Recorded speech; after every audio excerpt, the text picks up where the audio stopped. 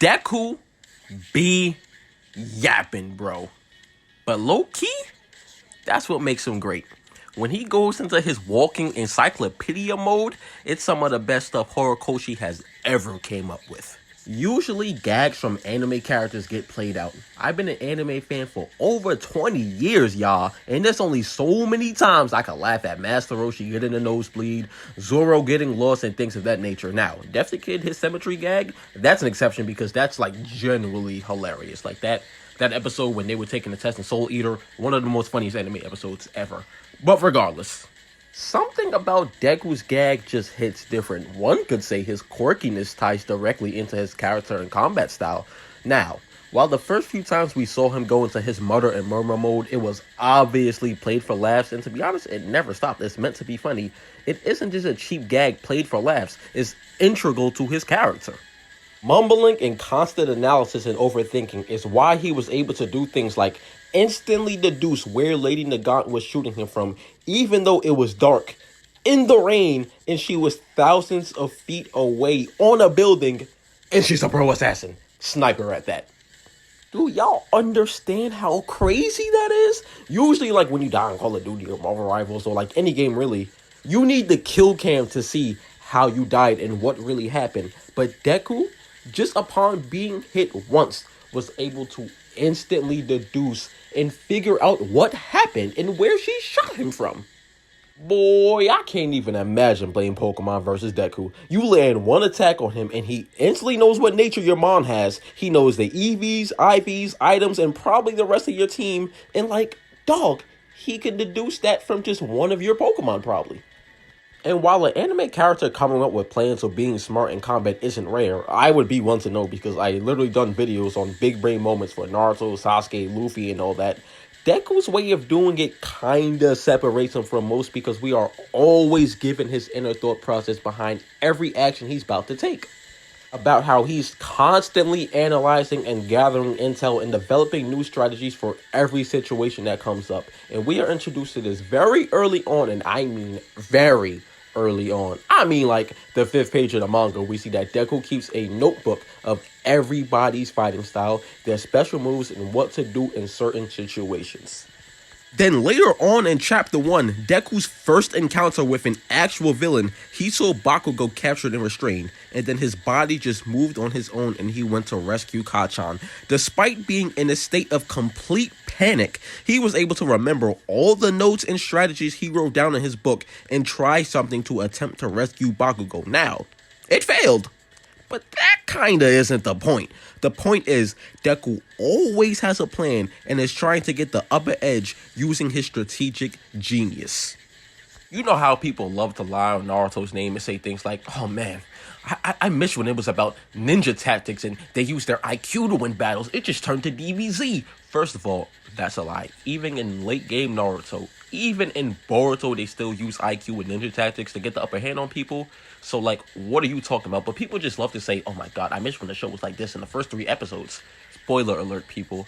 The way characters fight in the first few seasons or chapters or whatever, it's not going to be how they fight in the end game because obviously they get stronger and the threats progress. Fights aren't going to look exactly the same because characters have way more abilities and got way stronger. But regardless, Deku even beats these allegations. Because even when Deku's a top tier of his verse, he's still generating insane ideas, like slowing himself down with gear shift just to throw Oshigaraki's sense of timing, then using it in conjunction with smokescreen and danger sense, just to use float and black whip, just to bring Shigaraki in the air just because he wants to release the energy he stored with Fajin earlier for a one-for-all smash. That same kid was coming up with good plans even when he was a noob with his quirk. So whether he's literally the strongest in the history of My Hero and above Prime All Might, or he's literally a noob with his powers, he's still gonna use that big brain play IQ in battle. And a cool little thing I noticed while reading some of these chapters is that when Deku's in his planning mode, like the text bubbles actually say mutter. I'm an anime only, especially for My Hero, so I never knew about that. Even though the anime does like its own murder thing, but I didn't know Horikoshi literally does that. But now that that's out the way, let's get into the first time Deku really uses his big brain in a real life situation. Class 1A was supposed to have a training exercise, but the villains pull up and Kurogiri sends Class 1A all over the map. Deku finds himself falling into the water where he meets an aquatic villain, but he's saved by Frog. As soon as she rescues him, he instantly starts to analyze the situation, and after coming to the realization that since Sue was sent to the aquatic zone, that means that the villains likely don't know about the hero's quirks, so they start to think about a way out the situation. They begin to tell each other what their quirks can do. Deku, Froppy, and Mineta were trapped on a boat surrounded by villains who specialize in aquatic combat. But Deku not only deduced that the reason that the villains probably aren't coming on board is because they're better in the water, he also figured out a way to use Froppy's quirk despite it being their first time teaming up, and he even made use of Mineta's quirk despite Mineta himself thinking it was useless. After Mineta told him what his quirk can do, he just stood there like, see, I told you guys it was trash, and Deku had to be like, no, bro, your quirk is great. And Deku wasn't just saying that because a nice guy, he's saying that because he's creative enough to make a plan for any situation using any quirk.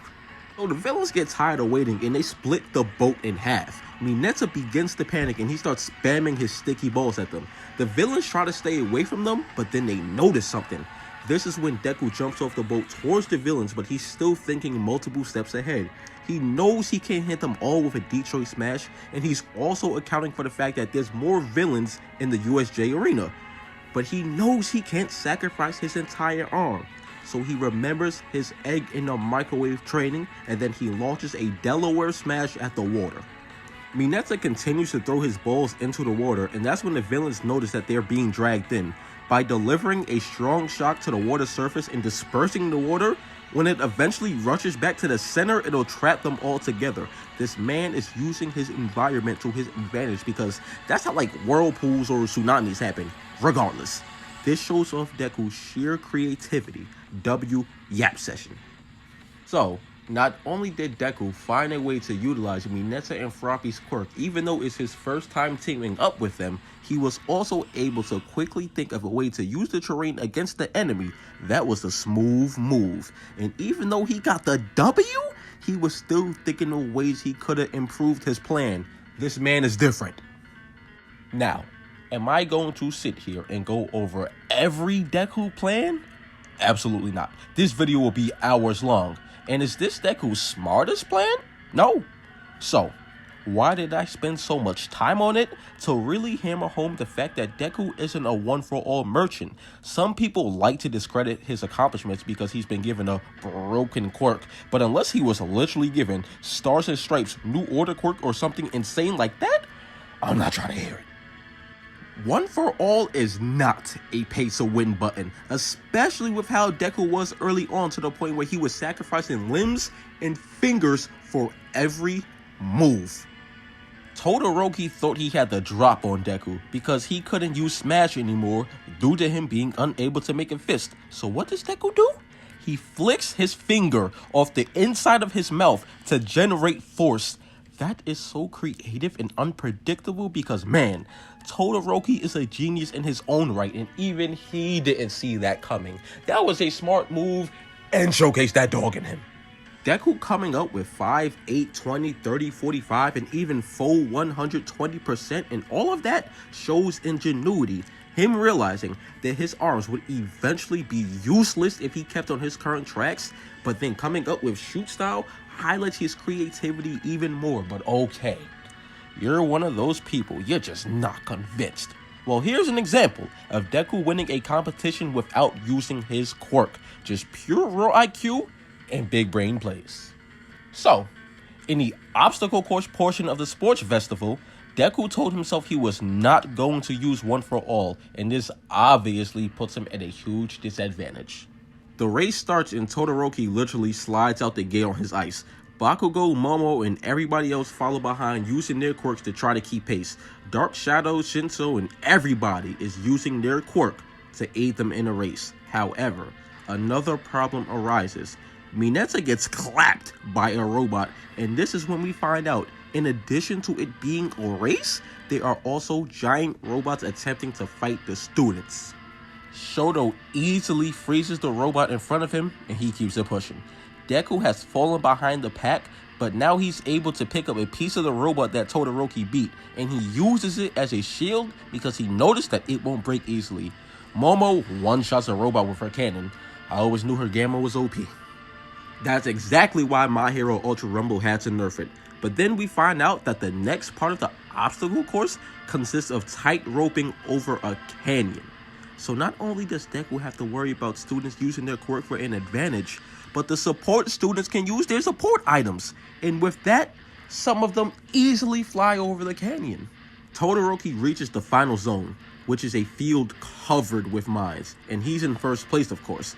But Bakugo is not far behind him. Meanwhile, Deku is still slowly going over the canyon with the piece of the robot he tied to himself. Bakugo actually takes first place from Todoroki, and they are both way ahead of Deku near the finish line. Deku notices the gap between them is large, and he instantly gets to thinking.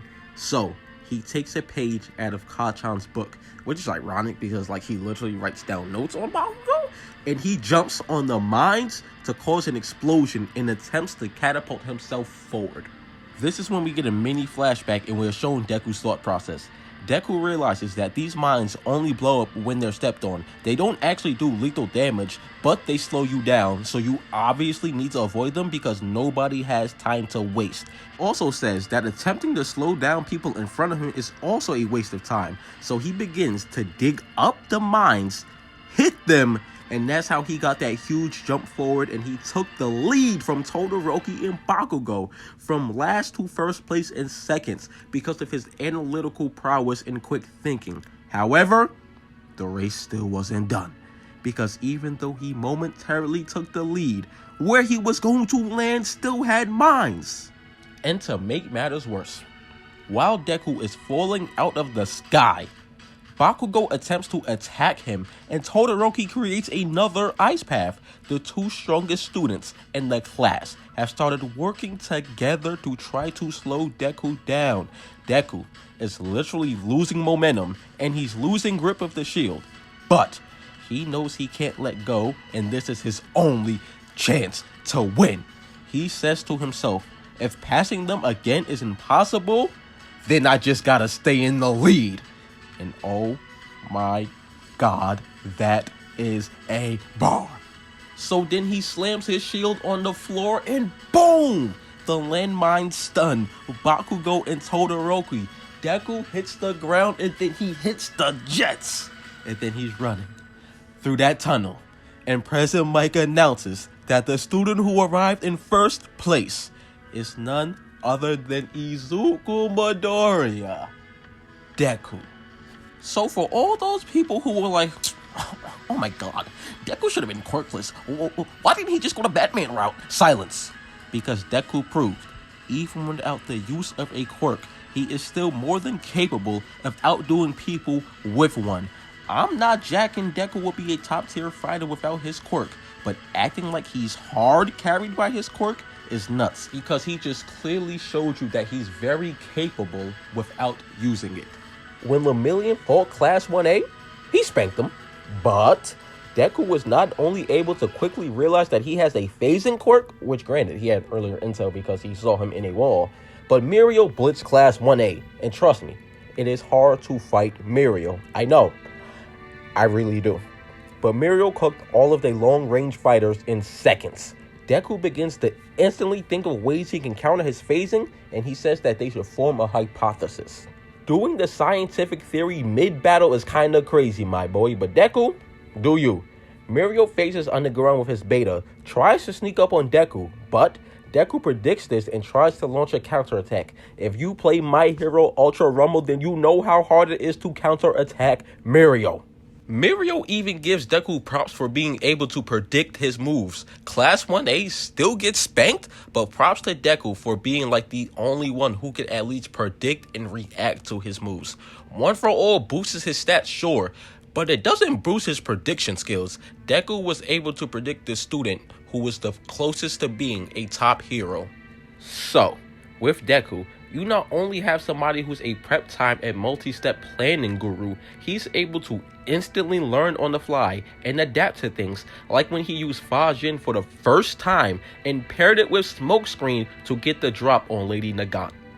Remember, parallel processing and multitasking is supposed to be nearly impossible, and like I said, he was still attempting to learn and master these quirks, so he was mixing and matching with ones that just work together best, while in the heat of battle. Mind you, that Smokescreen Fajin combo was just a feint. Lady Nagant was hard scoping my man, so he just threw out decoys in multiple directions just to find out her location, and then he attacked her from her blind spot. My man's really generated a plan using quirk combos he's never paired together before just to beat her. Remember when all his limbs were messed up and he couldn't stand versus Shigaraki all for one in Gigantomachia, but he really needed to move? So what does he do? Black Whip Froppy style. And spoiler warning coming up, because the anime didn't get here yet, like this happens in season 8, right? But Deku couldn't move any of his limbs. I know, shocker. But he coated them in Black Whip to force himself to move. He was basically puppeteering himself. Also in that fight, he used Smokescreen, and then he applied Gear Shift to the clouds to hold it in place, all to throw Oshigi's danger sense, and he did all of that just to snag him with Black Whip. Otherwise, he wouldn't have been able to touch him, because just like I said, Shigaraki stole Deku's danger sense. But it's stuff like that that makes his mother gag not cliche or get boring, because it's being utilized in real moments and not just played for laughs. But his talk with Endeavor really highlights how much of a maniac this guy is. So Todoroki, Bakugo, and Deku were talking to Endeavor, and Endeavor asked him a simple question. What does max power for this new ability Black Whip mean for you? And then Deku goes on a straight yap session. This panel looks like something out of Hunter x Hunter, and Togashi wrote it, not Horikoshi. That's just how his mind works. The act of parallel processing is supposed to be extremely difficult, and it said multitasking is impossible, which is news to me because like I do it all the time.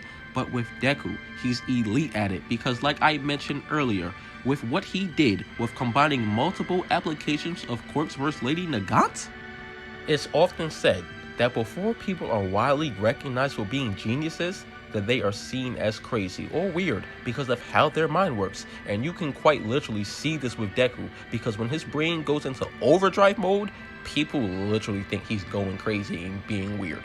Speaking of being crazy, this will segue into my final point about why Deku being a Yapatron 3000 really embodies who he is. So, I briefly brought up shoot style and full cowling earlier, but now I'm really about to go into detail about why Deku coming up with those power-ups is the most silliest and goofy yet brilliant things I've seen from a character, starting with full cow.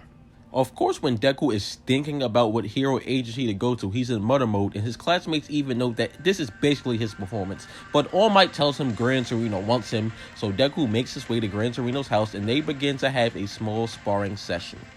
Reno is a speedy hero, so he just starts off by blitzing Deku and telling him to use one for all. Deku realizes he doesn't have time to try to analyze his abilities, so he just begins to charge one for all, try to predict where Gran Torino will go next. He predicts that he will attack him from behind again since he already did it twice, so he launches a counterattack, but Gran Torino is able to weave that and dodge Deku. He then goes on to say that Deku is stiff and has bad awareness. He also goes on to say that the respect he has for All Might and sense of responsibility is holding Deku back. He further lectures him by saying that he is thinking about one for all as something unique, and this confused Deku, so he asks what should he do, and Gran Torino says, "You gotta figure that out by yourself, my boy." Deku is pondering on these words, and he realizes that he has been thinking about one for all as something more special than it is, and if his movements are stiff, then maybe he should go in the opposite direction, which is loose. That is just stuck in his head, and he just continues to mull it over. But then he thinks about Bakugo, and then he realizes quirks aren't some last resort super secret moves. They are extensions of your body, and they should just essentially be you. So, he comes to the realization that he shouldn't use One for All as a trump card that he pulls out a few times. It should just be something that's used passively and used basically as second nature in his fighting style.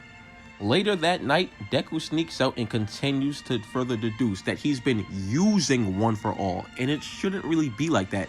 It should just be something that happens naturally. And while this seems basic, it's actually much tougher than people realize because we're able to do so many things unconsciously and passively.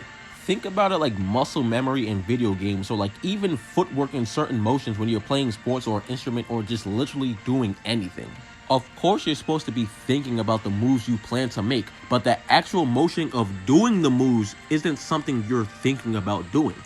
Back to Deku, he fails massively at trying to use One for All passively because the act of turning it on quickly to jump and then turning it off and then turning it back on to jump off the wall while not trying to break his limbs is really confusing.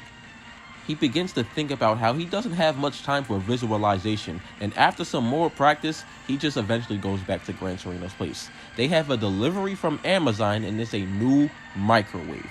Gran Torino tells him to heat the frozen taiyaki up, and while it's in the microwave, Deku is still thinking about how to use One for All as naturally as breathing. The microwave dings, they take the food out, Gran Torino takes a bite, and it's too cold. Sounds like me when making hot pockets. Cause I be having it on for like 2:30. I take it out the microwave, it's still cold. Now I gotta pause my YouTube video, go heat it up again. But Deku is like, bro, it was on defrost. And Gran Torino channels this into Baltimore and he's like, dummy, you crammed them on a plate that's too big. They can't spin if the plate is too big, only one part gets heated up. So Deku's like, my fault, bro. The type I have doesn't rotate. But then he realizes something. Deku is the taiyaki. Up until now, he's only been fixated on the idea of using One for All when needed, or what body part requires it for that moment. But instead, he needs to have it all over his body at all times so he doesn't have to worry about where to send the power, because obviously that'll cause some delay. So the reason he likens it to the taiyaki and microwave example is because the heat was only reaching a single part of him when he needed it. Instead, it needs to spread out evenly, and with that, he finally unlocks One for All, full cowling, 5%. Him and Gran Torino spar again. It goes better, but he eventually loses. However, Gran Torino congratulates him on how much he's grown in just one sparring session. And of course, he notes how Deku was always analyzing and predicting people to find openings and how he's the type to always think ahead. This is a beautiful showcase of Deku's battle IQ because of his own little individual quirkiness. He was able to take things like being told that his movements are stiff and how a microwave not heating up things evenly as a segue to unlock a new way to use his power. It takes a different type of thinker to come up with weird ideas like that, and our favorite Yapatron 3000 is exactly the guy for the job. As for shoot style, Class 1A is told to come up with ultimate moves. Deku realizes that he's going to struggle coming up with an ultimate move because his arms are essentially a ticking time bomb. Every time he attacks, he's basically shortening the time he can be a hero because of how much recoil damage his arms take, and that even with regulating out the max output with full cowling, it's going to backfire eventually. This is when All Might comes up to him and he says, bro, you're still trying to emulate me. And that leaves Deku a bit confused. And after that, he walks to the development studio because they're supposed to be getting upgrades to their costume. He's thinking about getting a brace for his arm so he can continue fighting while reducing the recoil. While he's there, Ida and Ochako arrive because they also need upgrades. Ida is looking to limit the downsides of his reciprocal turbo moves, and my god, that is the last thing we need. My Hero Ultra Rumble devs, you will pay for your crimes. Ida needs nerfs, not buffs. Recipro is the bane of my existence. So he tells Hatsumi that he wants something that'll reduce his heat output because he basically wants to spam moves with no cooldown like every rapid type main. She then tells him, if you need to rest your legs, then how about running with your arms? And Ida's like, shorty, what are you talking about? But in that moment, Deku had a brain blast. He remembered All Might saying he's still trying to emulate him. And then the robot head quirk guy goes on to tell the students that Hatsumi is constantly working on things because she doesn't fear failure and puts every one of her ideas to test. And side tangent real quick, this is such an important life lesson, especially for my content creators. If you come up with an idea for a video, just get to recording. Don't worry about flopping. You should always be flexing your creative genius and working on your craft, especially with how confusing the algorithm is. Whether your video has like 200 views, 2,000 views, 2 million views, as long as you tried your best and put your thought into it, you improved, you learned something. Same with poets or playwrights or anything. Once those ideas get to flowing, just work on it, man. Just work on it. Back to My Hero. The robot head guy goes on to say that the best innovators out there are unconstrained by convention. And that goes back to what I was saying earlier about how people who think outside of the box ideas, they're called silly and foolish until it works. Tom Edison was probably just sitting around his house lit by a candle and was like, yo, bro, this ain't it. I'm gonna come up with something, right? Called electricity. And they probably made fun of him until it worked. It's like basketball. Before the Warriors won their first title, what were they saying? Jump shooting teams can't win. And then what happened? Curry and Clay was lighting them boys up. Basically, the norm only exists as a baseline and to give you on guide on what to do. It should not restrict you from trying new things out. But my God, am I yapping. I guess y'all can see why Deku is my favorite My Hero character. So Izuku begins to think about all his past fights and all the quotes he's been told lately about how he's still trying to emulate All Might and how if he needs to rest his legs, he should use his arms. And that the respect he has for All Might has actually been holding him back. And then he finally comes up with an idea. He asks Ida to teach him some moves. And then the next time we see Deku, we notice he has some braces on his arms. Mineta tries to clown him like, yo, bro, you should have went with a total makeover. But Deku's like, nah, I don't want to change the basic design because my mom made it.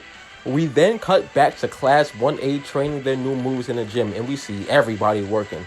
Bakugo uses his new AP shot, and a piece of the rock breaks off and begins to fall on All Might. But then we see somebody speed over there, cock they leg all the way back, and smash the rock. And it is none other than Deku with his new move, one for all full cowling shoot style. He then says to himself, all my moves are all about his fist, so I just assumed that's how I should fight. But then he just realized that using his legs was such a simple idea, he never realized it. Now, a lot of people clown Deku for this, but this actually makes sense. Sometimes the answers to our hardest problems are the easiest solutions. We just overthink it and bypass it because we assume hard problems have hard solutions. And we then get a brief flashback of Deku telling Hatsumi that he's planning to use his legs instead of his arms. And of course, since he's Deku the copy ninja, he's going to be emulating Gran Torino, Ida, and Bakugo's moves because of how quick and precise their movements are. So along with his new arm braces, he has armored iron sole boots. My man is going to be kicking people with Tims, the masterclass Yapper Man. While shoot style technically is basic and isn't some super duper complex power up, it's how he pieced things together to come up with the idea that flexes how his mind is always working. Now, even though I did my best to represent Deku, even this video alone can't capture the pure genius of him. I left out absolutely bonkers things like how versus Stain, he was able to figure out how his ability works based on blood types and how long it was taking Ida and like Todoroki and himself to wake up from his paralysis. Like, he's so inspirational. The strategies he uses sometimes, I incorporate them into my life. Like when Deku was new to One For All and he threw the ball really far by releasing all his power in his finger at the last second, using One For All on his entire arm would mess it up. Even using it on his hand would mess it up. So he waited until the last second to use all of his strength. When I go bowling, I do that. Right before I launch that bowling ball, that's when I put all my power into it. Do I get strikes? Sometimes, but I like to think it works. I recently made a TikTok ranking shonen MCs by their battle IQ. I had Deku at number 1 and y'all, most of the comments were positive and agreed with me. Do you know how rare that is in power scaling circles for like 7 or 8 different animes to be included and the number 1 spot to be universally basically agreed upon? I had a post that includes Tanjiro, Ichigo, Luffy, Gon, Goku, and Naruto, and that somehow didn't turn into a toxic war zone. but that's because you can call Deku a lot of names, but genius has to be one of them. But yeah, fam, this video was years in the making. I always had an idea of making a My Hero video, and I knew Deku was going to be the first one, but I just didn't know exactly how to do it. So instead of doing a top 5 big brain plays, I just figured I'd talk about his intelligence because he's just simply a genius. If you enjoyed this type of stuff and stuck around for these 30 minutes, thank you. I appreciate it. And if there's anything else you want to see, drop it in the comments. If you play My Hero Ultra Rumble, we could play that too. But yeah, until next time, My Hero fandom. Let's go. We out. Plus Ultra. Also, leave a like if you say Run is the greatest OST in anime history.